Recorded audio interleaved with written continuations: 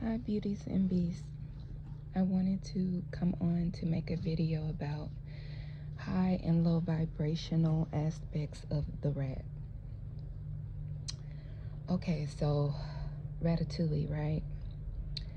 We see a rat in there that wants more out of life, right? Is in a family of rats, right? So with that being said, they wanted to explore food in a different way. So food is like what fuels you, right? They didn't want to eat trash. So in a negative degree of looking at it, because, you know, as we know, high and lows to things.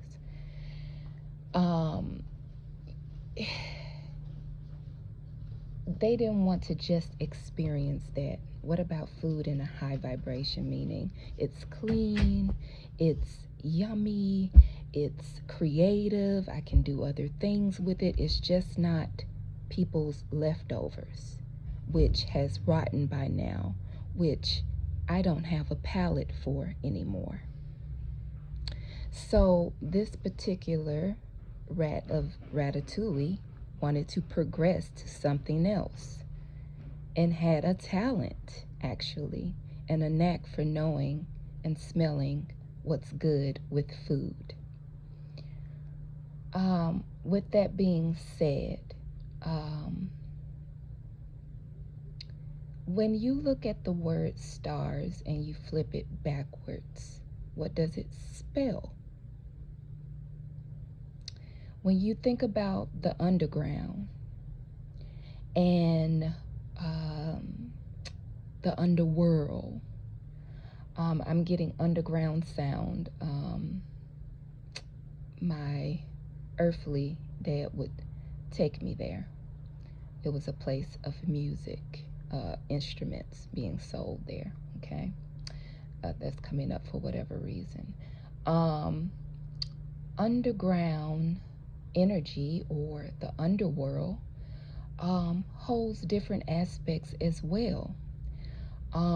For those that remove their veils and go there, especially when they're sent there during a time where they're supposed to have their spring and they're being forced into a world that they know of, there is a different interaction and a respect between that person and the energies that normally would chop them up, right?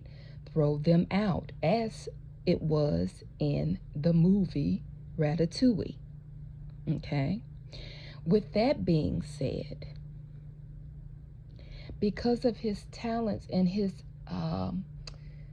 his desire to exercise those talents made him a different type of rat. Not one that exposed or crept rather in the dark to do things, to take, okay, whether it be high or low things, but he desired to see a world that was better than the world that he came up in, that no longer valued him, okay? And as always, there's noise maybe in the background, maybe not, but we're going to progress with this message. So with that being said, high and low, it you know, in that movie there was so much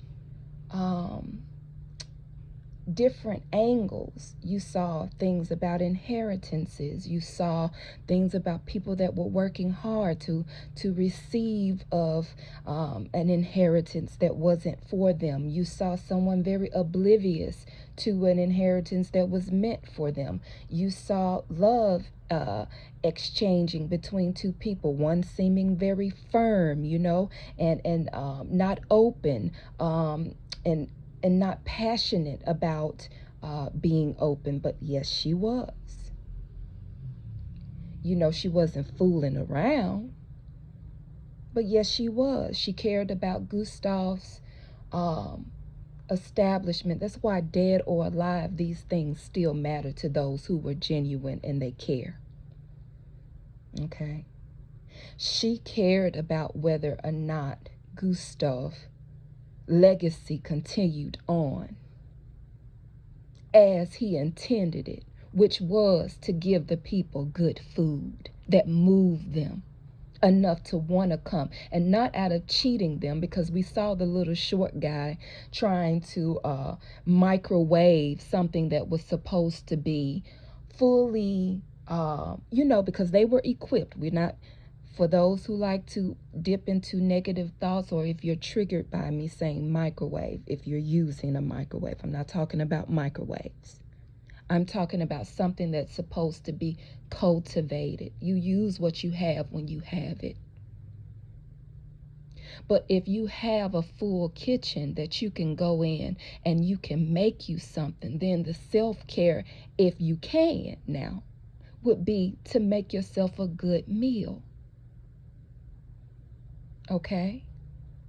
With that being said, that was the energy of Gustav. He wanted people to enjoy his meal because he worked hard in the kitchen to make them feel inspired by his food, to make them happy.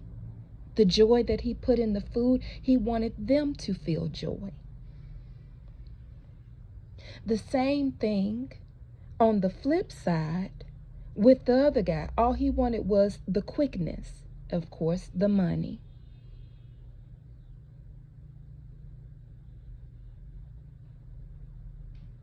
You also have a circumstance where you have two people that are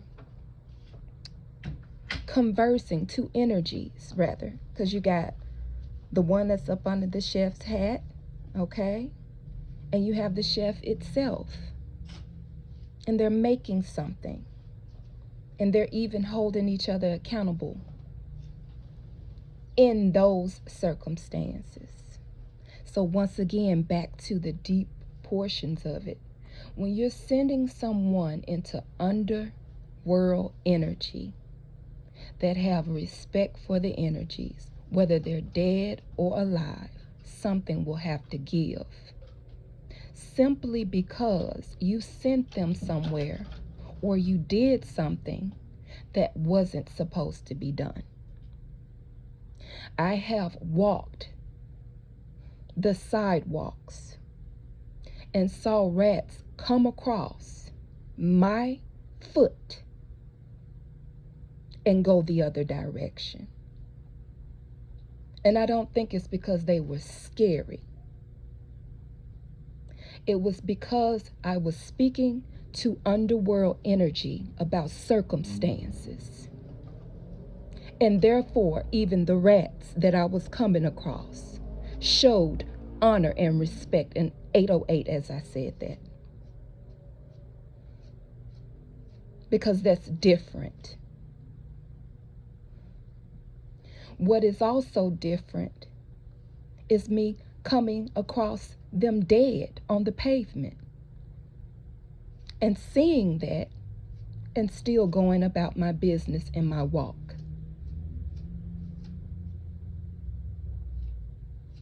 Some were living and some were dead. But I thought it was so interesting looking at a young, informed woman do tarot. Very young, very wise. And in her backdrop, she has the tarot card picture, stars. But it showed up backwards. And it showed the word rats. And it made me think even then, wow, how interesting. Because as we did with the fly, in the inner child reading where I read to you all, and we talked about the fly in a high vibration, and we talked about the fly in a low vibration. The rat in a high vibration respects its place, even in the midst of darkness, supposedly. And one that doesn't makes a mess, of course. But anyway, with that being said, I've always enjoyed looking at nature for these purposes, being able to see things, study things, not for the sense of to demean anyone or anything, but to just see. And if that makes me someone's foe, then, that's very interesting. And that's your business, not mine.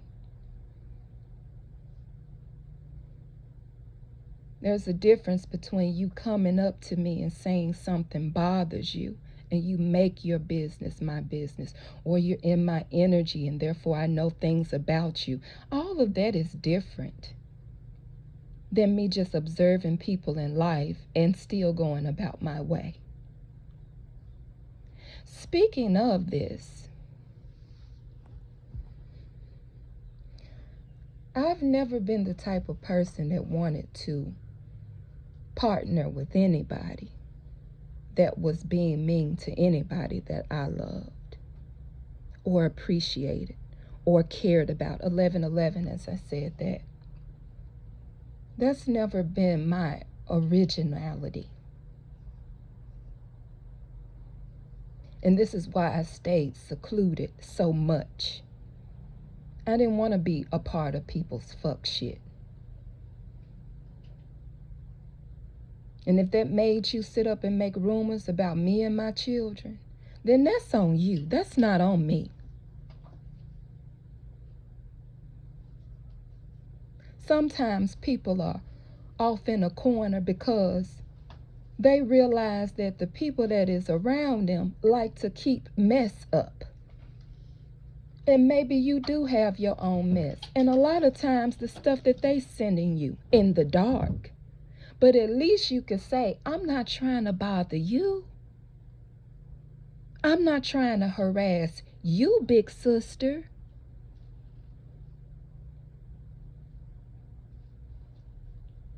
Whatever I did in my childhood, sweetheart, that you sent, that the so-called biological father of mine also sent me.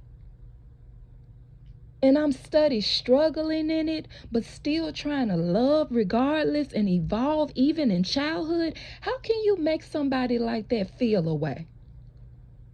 It doesn't make me perfect. Who said that? That was you talking behind me. No, it was me wanting better instead of trying to fight for that better.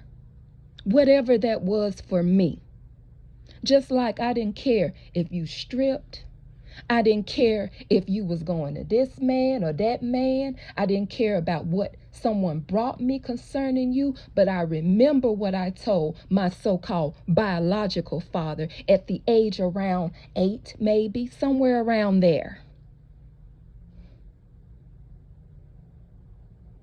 Even after I was put out on the freeway by you.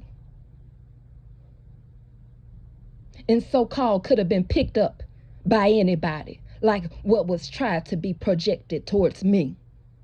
But I believe in God. I do.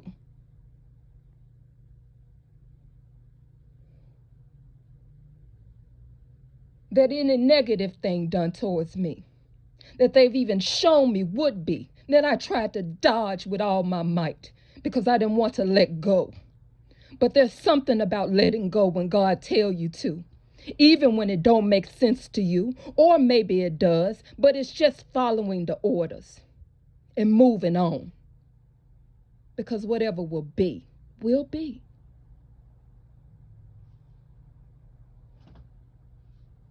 Just like whatever made you leave me on the freeway.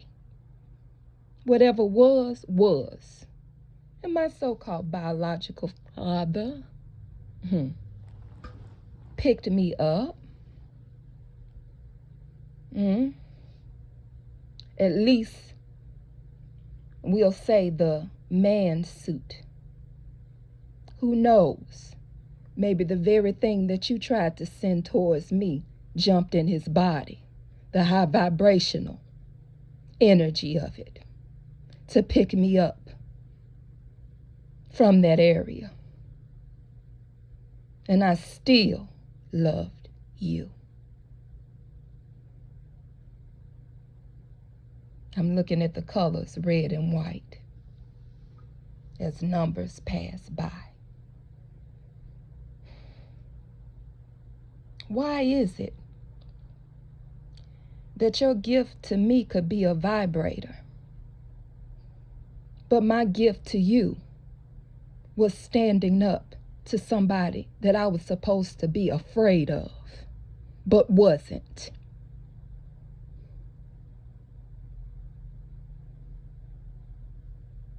Me and that man got into it quite a bit.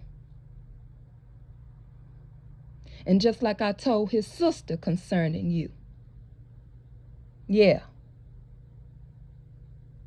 if she didn't want to be touched by him, he shouldn't have touched her. When you were grown, I felt that way.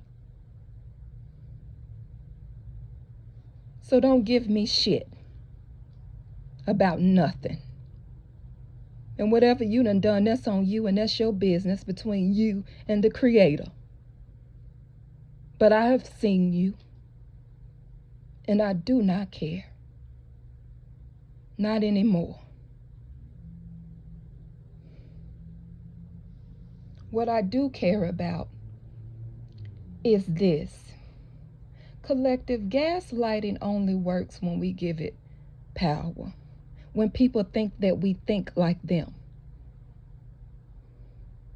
I know it's been done to me several times, and there's times I've given in, but I thank God for refuges in the midst of it.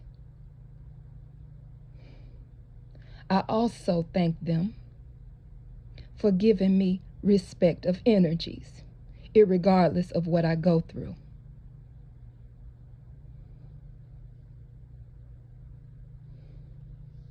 And what's so interesting, like I said in my text, and I don't take it back, I'm done. I'm done with y'all.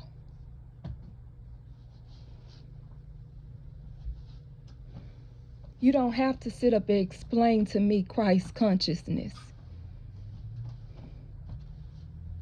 I recognized it as a child. At least in this sense, it can only go but so far, and hold on, I don't want to deal with harming the innocent. We show them mercy as we would desire mercy ourselves. But there's no mercy with you.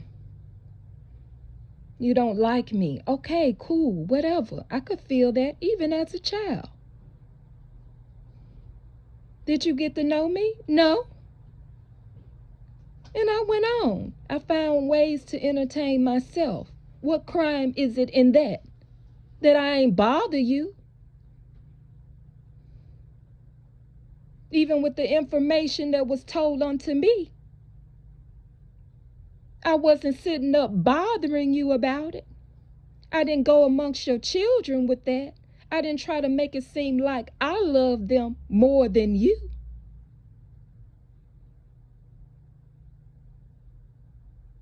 That's not something I do.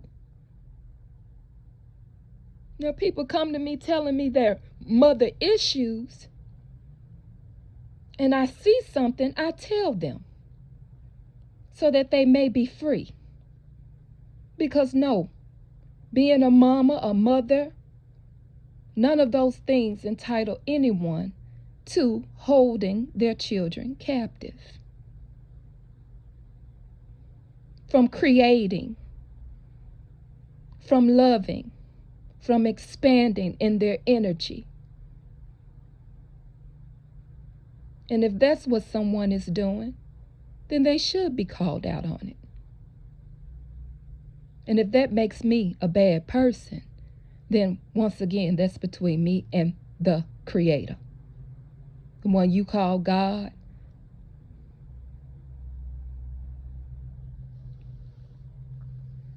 Has nothing to do with you. But you've been evidently spreading rumors about me to people that I want what's bad for my children. Maybe I touched them and things of this nature. Let me tell you something. With all the magic y'all sent my way, I carried it, felt it, was disgusted by it, saw someone belly dancing, a man in red. Beautifully was he moving his body, which inspired me to get up and move mine. And then I was informed to get in the tub. And I put salt in that tub as instructed. And I sat in it, and I felt all those energies lift up off me. And I was grateful.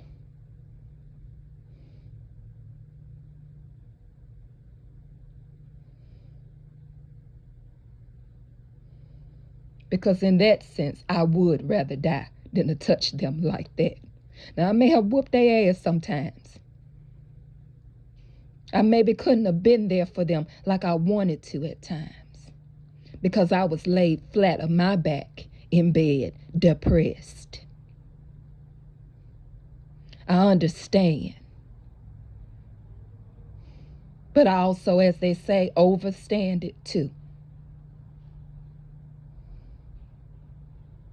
And when you get through talking about me, that's fine. But I know me. That ain't what I'm into.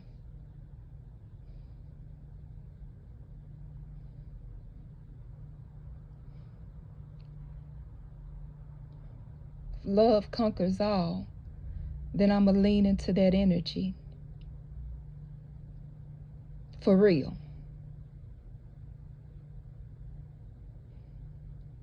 I'm going to explore what that means to me.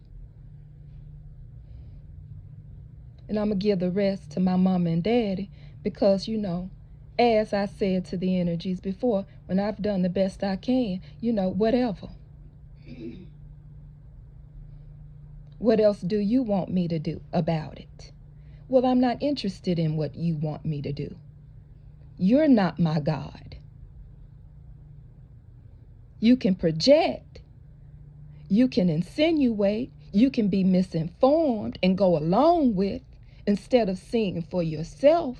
You can make fun. You can joke all you want to. And I've seen that in my dreams as well and visions, and still would entertain some of you. Because at the end of the day, I wanted you to be celebrated. At the end of the day, I still wanted things to work out for you. At the end of the day, even after what God showed me of your character, I was hoping change would happen with you. You can say I'm a dumbass, that I don't know how to do money, that I don't know how to do business, that I don't know how to do this and that and other. And maybe not. And those things I would love to grow in. However, that's on you, that you had that knowledge and didn't choose to share. Especially when I asked you, or especially when you saw me trying to do things. That wasn't my heart towards you, but that was your heart towards me. So please stop twisting things to try to fit me that don't. And maybe I won't sit up there and tell the truth where it is concerning you, where it actually does fit. That fits you. It don't fit me. It's not my shoes. My shoes are my shoes, and I never wanted your shoes. I can love people and look at them live their life and know when they full of shit and still let them live it. You know the saying, live and let live? That you all act like y'all are teaching somebody by wanting to continue to oppress somebody about whatever. But how is that love?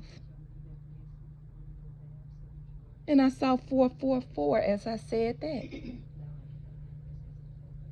The essence thereof and the value of being good It's not pretending that you are good, but doing good whether people appreciate you for it or not, but knowing something does. And whatever that something is for you, okay then. But it makes you want to try. And no, life and death is not in our hands like that. But karmic justice, when you ask for it, it is for you.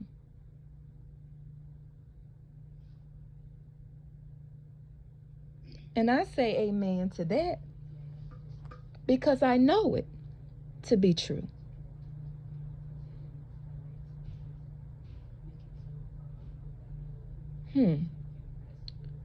Anyway, that's the high and low of the rat.